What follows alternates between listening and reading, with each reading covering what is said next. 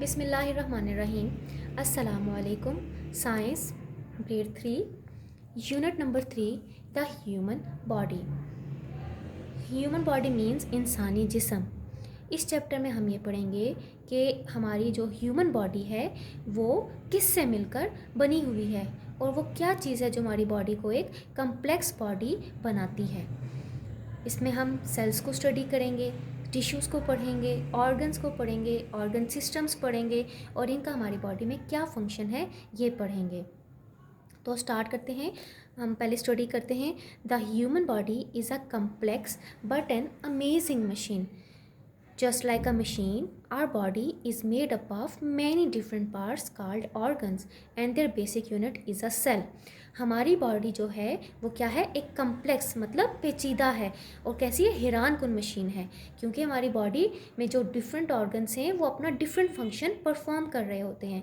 Just like अ machine, एक machine की तरह हमारी बॉडी भी डिफरेंट पार्ट से मिलकर बनी हुई है जो क्या कहलाते हैं, ऑर्गन्स। और ये ऑर्गन्स किससे मिलकर बने हुए हैं, सेल से। मतलब हमारी बॉडी का जो स्टार्टिंग मटेरियल है वो क्या है, सेल से। एक सेल है, ठीक है, और उसी सेल से आगे हमारी एक बॉडी क्या आती है, एक कम्प्लेक्स बॉडी बनाती है जिसको हम क्या बोलते हैं, द ह्यूमन बॉडी। स्टार्ट कहाँ से हुई, सेल से। अब फिर आगे कैसे, आगे सेल्स टिश्यूज़ में कन्वर्ट होते हैं, फिर टिश्यूज़ से ऑर्गन्स बनते हैं, ऑर्गन से ऑर्गन सिस्टम्स बनते हैं और फिर ऑर्गन सिस्टम से एक ह्यूमन बॉडी बनती है। ठीक है, तो हम सबसे पहले पढ़ते हैं कि सेल क्या है। It is the basic unit of all living things. जितने भी लिविंग थिंग्स हैं उनका बेसिक यूनिट क्या है, सेल है। ठीक है, मतलब जो हमारी ह्यूमन बॉडी है उसका बेस कहाँ से स्टार्ट हुई है, सेल से स्टार्ट हुई है। ठीक है, जैसे आप कोई बिल्डिंग देखते हो तो आप क्या देखते हो कि बिल्डिंग में क्या है, जो बिल्डिंग है वो किससे मिलकर बनी हुई है, वो ब्रिक्स से मिलकर बनी हुई है। Just like the building, our body is made up of million और ट्रिलियन ऑफ सेल्स। हमारी बॉडी भी क्या है, मिलियन ऑफ सेल्स से मिलकर बनी हुई है। तो उसमें जो बेसिक यूनिट है क्या है, हमारे पास सेल ही है। The human body is composed of millions of cells. क्या है, मिलियन ऑफ सेल्स से हमारी बॉडी मिलकर बनी हुई है। दे प्रोवाइड, इनका क्या काम होता है, they provide structure for the body. हमारी बॉडी में क्या करते हैं, हमारी बॉडी का स्ट्रक्चर प्रोवाइड करते हैं, उनको एक स्ट्रक्चर देते हैं, शेप देते हैं। Take in nutrients from the food and carry out important functions. अब ये सेल क्या करते हैं, हमारी जो हम फूड लेते हैं उसमें से इंपॉर्टेंट न्यूट्रिएंट्स को लेते हैं और क्या करते हैं, उन्हीं न्यूट्रिएंट्स को लेते हुए ये अपने फंक्शंस को क्या करते हैं, परफॉर्म करते हैं। अब सेल्स इकट्ठे होकर क्या बनाते हैं, टिश्यूज़। क्योंकि हमारी बॉडी में जो डिफरेंट मिलियन ऑफ सेल्स हैं, हर सेल अपना एक अलग अलग फंक्शन परफॉर्म नहीं करता है। ग्रुप ऑफ सेल्स जब मिल के एक सिमिलर टाइप का फंक्शन परफॉर्म करते हैं, कोई खास स्पेसिफिक फंक्शन परफॉर्म करते हैं, तो उसको हम क्या बोलते हैं, टिश्यूज़ बोलते हैं। A tissue is a group of cells with a similar shape and a function. Each tissue has a specific job. Together, they do a number of useful jobs. ठीक है, अब क्या हुआ कि टिश्यूज़ क्या होते हैं, ग्रुप ऑफ सेल्स होते हैं। ठीक है, ग्रुप ऑफ सिमिलर सेल्स। ठीक है, सेम टाइप के सेल्स जिनका एक ही फंक्शन होता है, वो एक ही तरह का काम कर रहे हों, तो वो ग्रुपिंग सेल्स की क्या कहलाती है, टिश्यू कहलाती है। They protect the body from injury and infection. कैसे हमारी बॉडी को प्रोटेक्ट करते हैं from injury and infection, like injury और इन्फेक्शन से हमें कौन से ऐसे सेल्स हैं जो इंजरी और इन्फेक्शन से प्रोटेक्ट करते हैं, वो हमारे होते हैं platelets and white blood cells. ठीक है, अब हमारे जो वाइट ब्लड सेल्स हैं उनका क्या काम होता है कि वो हमारा इम्यून सिस्टम बढ़ाते हैं। ठीक है, और प्लेटलेट्स का क्या काम होता है कि वो हमें इंजरी में जो ब्लड क्लॉट होता है उससे क्या करते हैं, मदद देते हैं ब्लड को क्लॉट होने में। तो अब ये जो सेल्स हैं, ठीक है, प्लेटलेट्स और जो वाइट ब्लड सेल्स हैं, अब ये क्या है, ग्रुप ऑफ सेल्स है ना। प्लेटलेट्स में क्या है, जो सेल्स हैं सब वो ग्रुपिंग हुई है सेल्स की, उन सबका सिमिलर फंक्शन है, क्या काम, कि ब्लड को क्लॉट में हेल्प करना है। इसी तरह वाइट ब्लड सेल्स का क्या काम होता है, उनका क्या काम होता है, हमारे इम्यून सिस्टम को क्या करना, कुव्वत मुदाफ़ियत को क्या करना, बढ़ाना होता है।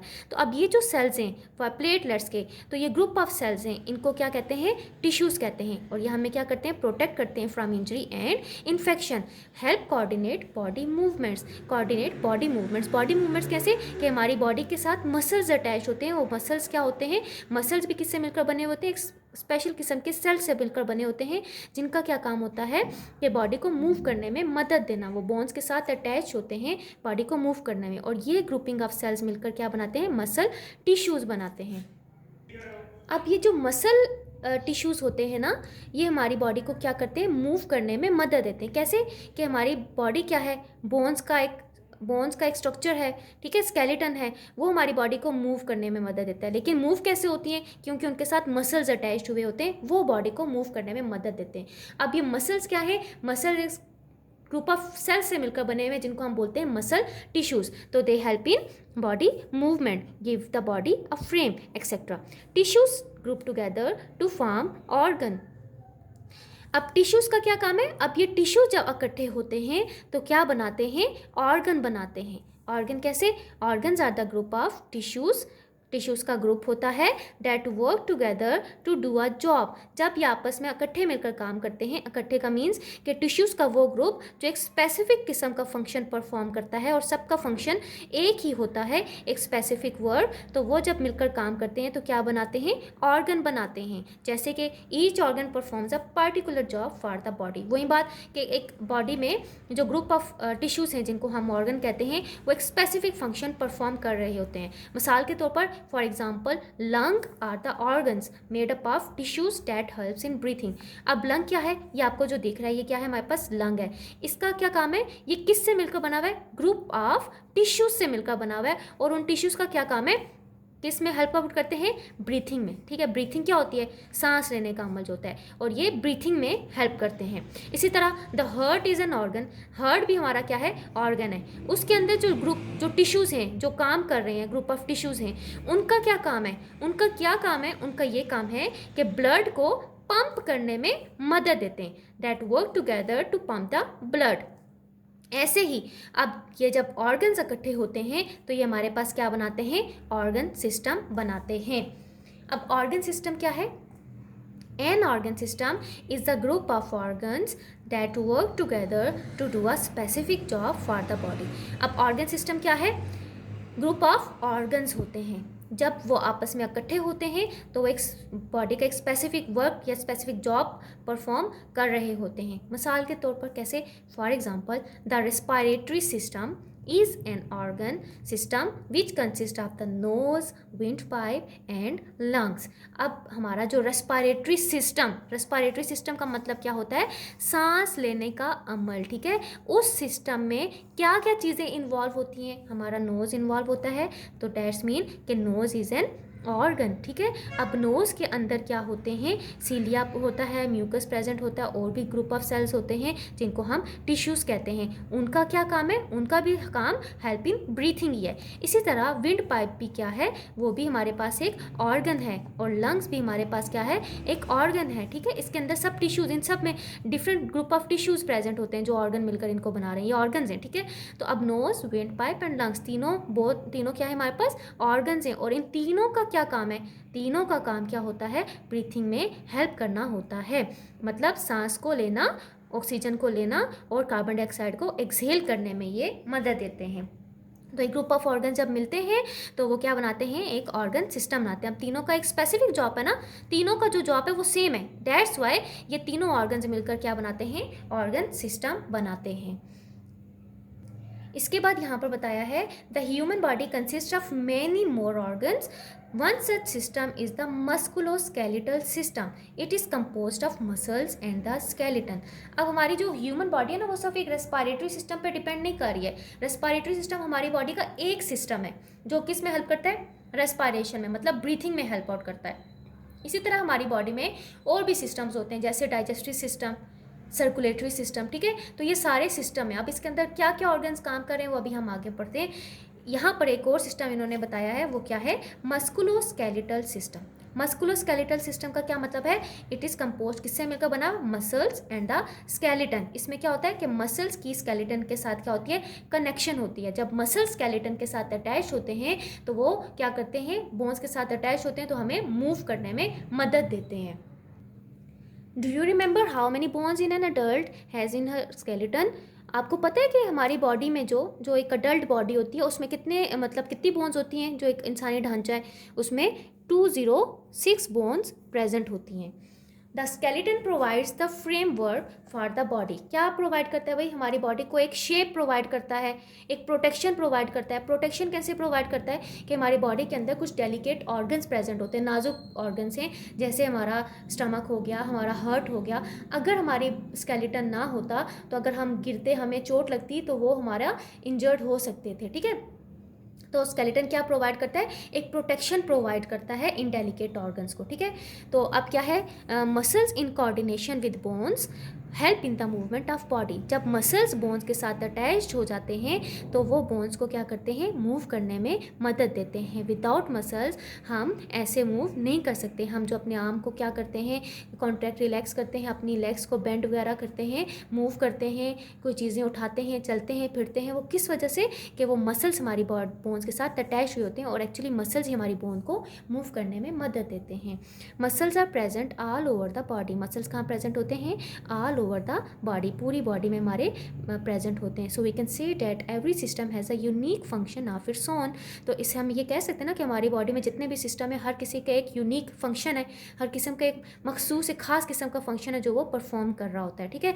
But all the organ system works together to keep our body up and running.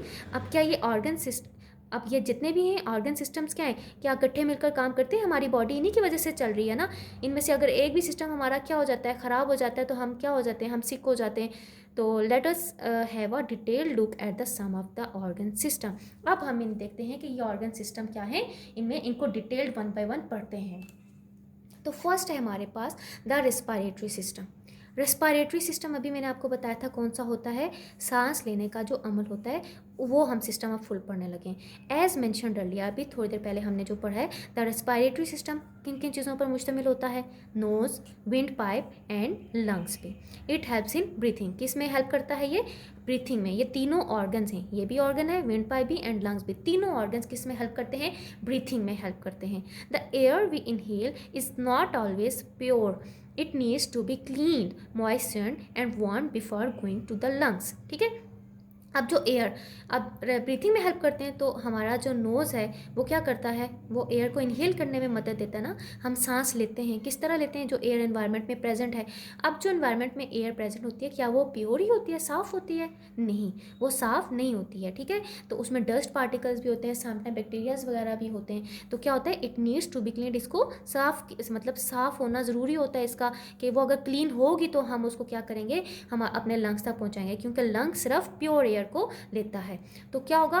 मॉइस्चर्ड and warm before going to the lungs. जब ये लंग पे जाएगी तो इससे पहले इसको क्या होना चाहिए? साफ़ होना चाहिए, इसमें मॉइस्चर्ड होना चाहिए, मतलब नमी होनी चाहिए, एंड वार्म होनी चाहिए, गर्म होनी चाहिए, before going to the lung, जब ये लंग्स में जाती है। तो कैसे ये जाती है, किस तरीके से इनको वार्म किया जाता है, क्लीन किया जाता है और मॉइस्चर किया जाता है, तो वो हम पढ़ते हैं। The cleaning and the moistening process is done by the hair having a sticky substance called mucus.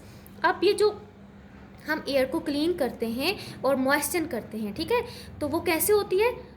किसके ज़रिए होते हैं? हमारे जो नोज़ है ना, उसमें हेयर प्रेजेंट होते हैं, ठीक है, जिनको हम बोलते हैं सिलिया। क्या बोलते हैं? हेयर्स प्रेजेंट होते हैं, उसको हम सिलिया बोलते हैं।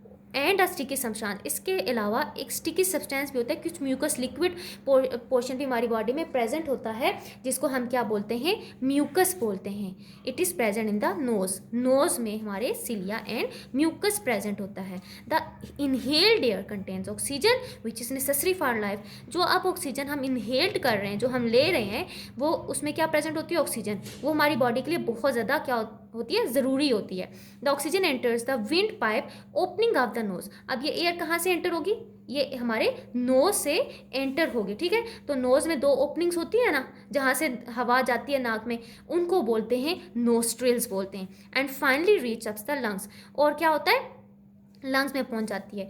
तो नोस्ट्रिल में पहुंचते वक्त क्या होता है? जब एयर हमारे नोस्ट्रिल्स में पहुंचती है तो वहाँ पर जो सीलिया और म्यूकस प्रेजेंट होते हैं, वो क्या करते हैं? हमारी एयर को मॉइस्चर कर देते हैं। और सीलिया क्या काम करता है? वो हमारी एयर को क्लीन कर देता है डस्ट पार्टिकल से, ठीक है। तो डस्ट पार्टिकल सब पीछे रह जाते हैं और हमारी एयर क्या हो जाती है? मॉइस्चर हो जाती है। फिर वो एयर हमारी कहाँ पर जाती है? विंड पाइप के ज़रिए। ये विंड पाइप के ज़रिए लंग्स पे जाती है।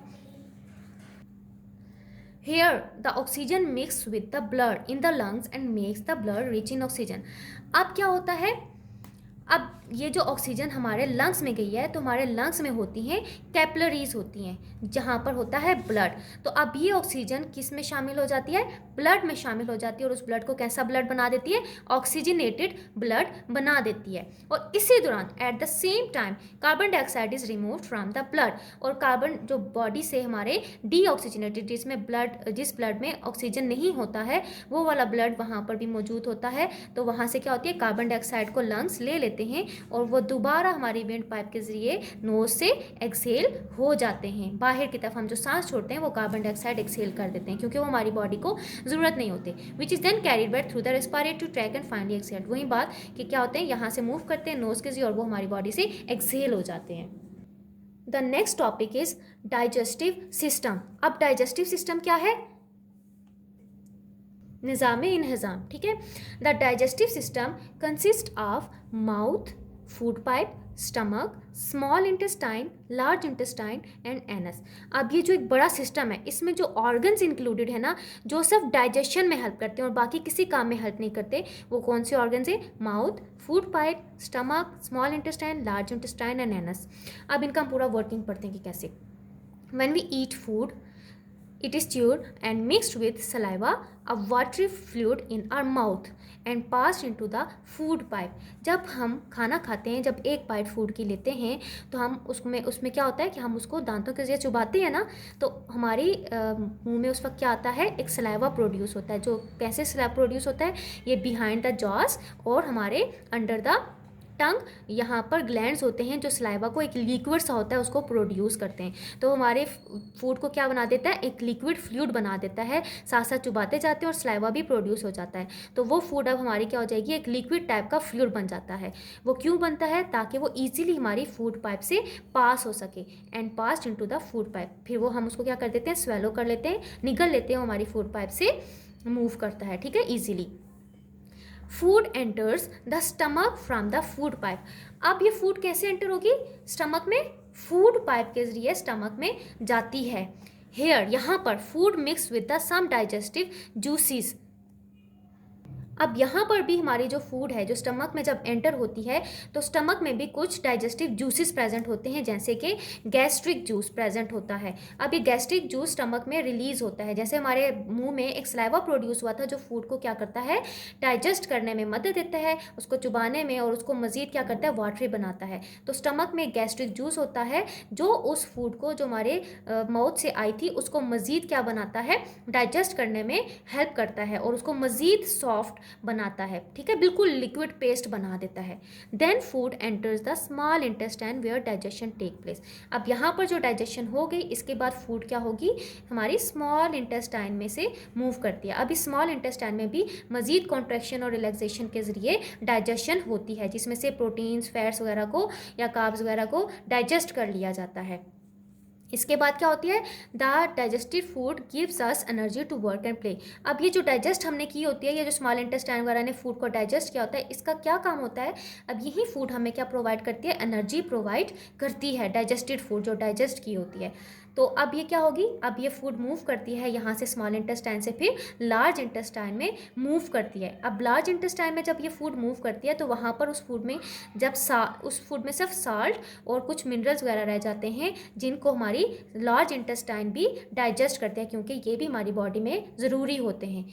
अब ये डाइजेस्ट करने के बाद हमारी फूड बिल्कुल कौन सी फूड हो जाती है, वो वाली फूड हो जाती है जो हमें ज़रूरत नहीं होती, उसमें वेस्ट प्रोडक्ट्स रह जाते हैं। तो जो हमारी बॉडी को ज़रूरत नहीं होती फिर लार्ज इंटेस्टाइन से वो क्या हो जाती है, एक्सक्रीट हो जाती है through the process of anus. Okay, the undigested food is then pushed into the large intestine and finally excreted out from the body through the anus. अब ये वो वाली फूड होती है जिसमें कोई भी ऐसा न्यूट्रिएंट नहीं होता, क्योंकि जितने भी न्यूट्रिएंट्स थे जैसे प्रोटीन्स, कार्ब्स, वो डाइजेस्ट कर लिए गए हैं through stomach, small intestine and large intestine के लिए। अब जो फूड लार्ज इंटेस्टाइन से एनस से रिलीज हुई है, एक्सक्रीट हुई है, ये फूड क्या है, ये वेस्ट प्रोडक्ट है जिसको हमारी बॉडी को इसकी ज़रूरत नहीं होती है। इसके बाद है हमारा next topic, the circulatory system. अब सर्कुलेटरी सिस्टम क्या है, सर्कुलेटरी सिस्टम क्या है, दौरान खून का निज़ाम, कि किस तरीके से हमारी बॉडी में खून सर्कुलेट करता है, ठीक है। तो सर्कुलेटरी सिस्टम में कौन कौन से ऑर्गन्स इंक्लूडेड है, इसमें है the circulatory system consist of heart, blood and blood vessel. इसमें क्या इंक्लूड है? हार्ट है, इज द मेन ऑर्गन जो ब्लड को पंप करने में मदद देता है। और दूसरा हमारे पास क्या है? ब्लड। ब्लड क्या है? एक सोर्स है। जैसी बात है, हार्ट किसको पंप करेगा? ब्लड को ही पंप करेगा ना। तो ब्लड एक सोर्स है जो ऑक्सीजन को पूरी बॉडी में लेकर जाता है। और लेकर किस तरीके से जाया जाता है? उस ब्लड को लेकर जाने वाली वॉल्स होती हैं, नालियाँ होती हैं, उनको हम बोलते हैं ब्लड वेसल, जो कि आर्टरीज, वेन्स एंड कैपिलरीज हैं। Okay, the heart is the pumping organ. Heart क्या है? एक ऐसा ऑर्गन है जो ब्लड को पंप करने में मदद देता है। इट पंप्स, कौन सा ब्लड करता है ये पंप? ऑक्सीजनेटेड ब्लड, ठीक है, वो वाला ब्लड जो हमारी बॉडी को चाहिए होता है, to all the parts of the body. It has 4 chambers. हमारे हार्ट के कितने चैम्बर्स होते हैं? 4 चैम्बर्स होते हैं। फर्स्ट 2 चैम्बर्स का जो फर्स्ट 2 चैम्बर्स होते हैं उनका काम क्या होता है कि डीऑक्सीजनेटेड ब्लड को पूरी बॉडी से लेकर आना, हार्ट के कौन से वाले पोर्शन पे?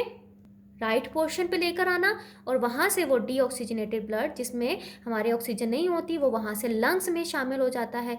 तो लंग्स में ऑक्सीजन प्रेजेंट होती है, तो वो क्या करता है? लंग्स में ऑक्सीजन क्या करता है? ब्लड को शामिल कर देता है, ब्लड में ऑक्सीजन। फिर वही ब्लड हमारे वापस कहाँ पर शामिल हो जाता है? हमारे left part of the heart पे शामिल हो जाता है। फिर left part of the heart क्या करता है? वहाँ से थ्रू आर्टरीज के ज़रिए ब्लड को पूरी बॉडी में सर्कुलेट करने में मदद देता है। On average the human heart can pump 7 litres of the blood around your body. हमारी बॉडी में कितने लीटर ब्लड होता है? 7 लीटर ब्लड को ये क्या करता है? पंप करता है हमारी बॉडी में। I hope you have got the concept of today's lecture. Stay home, stay safe. Allah हाफिज़।